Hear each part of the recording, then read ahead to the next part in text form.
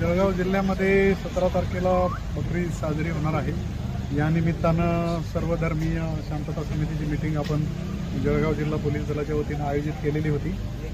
त्यामध्ये उपस्थित प्रतिनिधी सर्व त्यांच्या आपण अडीअडचणी जाणून घेतल्या। पायाभूत काही सुविधांबद्दल काही अडचणी असतील किंवा इतर कोणत्याही त्यांच्या समस्या असतील तर ते आपण जाणून घेतल्या।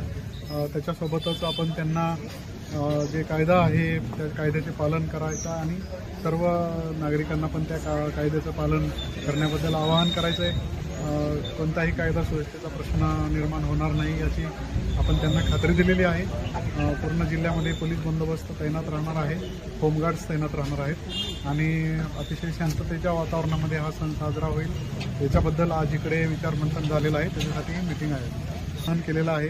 बरेच तरुण वेगवेगळ्या जाती धर्माचे आपले आयडॉल किंवा इतर कोणत्याही प्रकारे प्रदर्शित करतात सोशल मीडियावर आणि काही द्वेषपूर्ण पण असतात। त्याच्यामुळं तणाव निर्माण होतो, समाजामध्ये कायदा सुव्यवस्थेचा प्रश्न निर्माण होतो। तर असे कोणतेही पोस्ट करू नये सोशल मीडियाला। जर पोस्ट केली तर त्यांच्यावर कारवाई करण्यात येईल असं पण आपण